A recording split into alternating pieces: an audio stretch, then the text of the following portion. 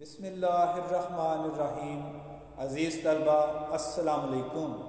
आज salt analysis का dilute acid group हम कर रहे हैं और डाइल्यूट एसिड ग्रुप का रेडिकल नाइट्राइट आज किया जा रहा है। नाइट्राइट के लिए देखिए, आप बोर्ड एग्ज़ाम में खड़े हैं तो बोर्ड एग्ज़ाम में सबसे पहले आपने जिन टेस्ट को करना होता है वो है dry test, group identification, gas identification, radical identification, confirmatory test और एंड पे आपने रिजल्ट लिखना होता है।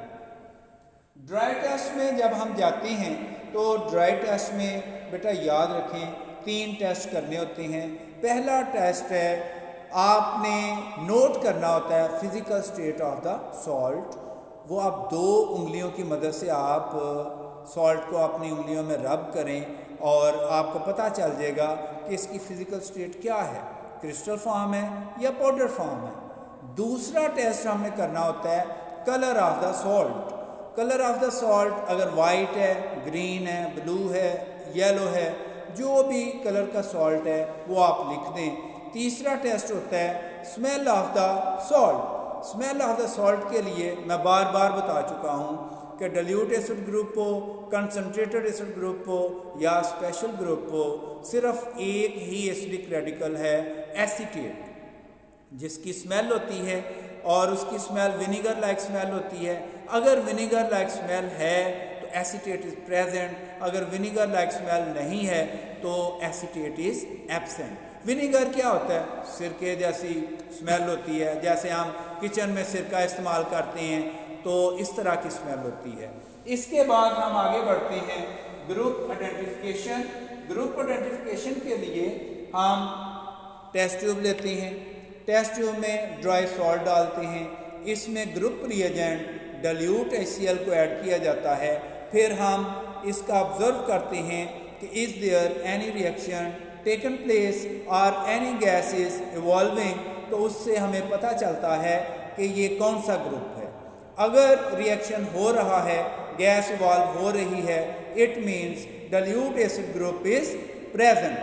It means carbonate, bicarbonate, sulphide, sulphide, thiosulphate and nitrite may be any radical may be present.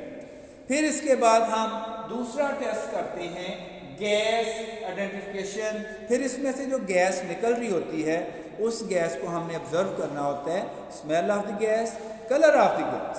अब जितने भी एसिडिक रेडिकल हैं उनमें सिर्फ एक ये ऐसा रेडिकल है जिसमें सिर्फ रेडिश ब्राउन वेपर्स निकलते हैं, वो सिर्फ नाइट्राइट का रेडिकल है, जो कि by adding dilute HCl it will give reddish brown gas.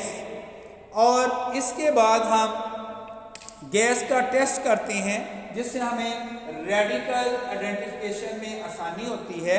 उसके लिए जिसमें हमने सॉल्ट प्लस डाइल्यूट HCl डाला हुआ है, ये हमारे पास डिलीवरी ट्यूब है, इसको हम इस तरह कवर कर देते हैं। इसका दूसरा एंड जो है, दूसरी टेस्ट ट्यूब में हम फेरस सल्फेट लेते हैं और इसमें गैस को पास करते हैं और फेरस सल्फेट का कलर जो है वो ब्लैक हो जाता है, जिससे हमें पता चलता है कि हमारा जो रेडिकल है वो नाइट्राइट है।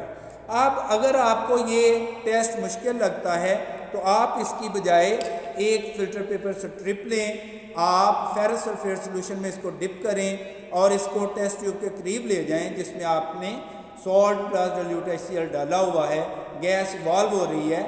आप इसका टेस्ट करें तो इसका कलर जो है वो ब्लैक हो जाएगा।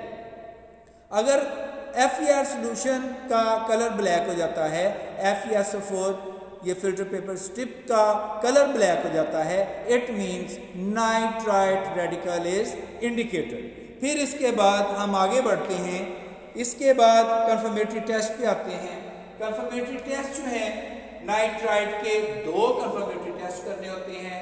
पहला टेस्ट जो है original solution plus dilute H2SO4 solution plus KMnO4 solution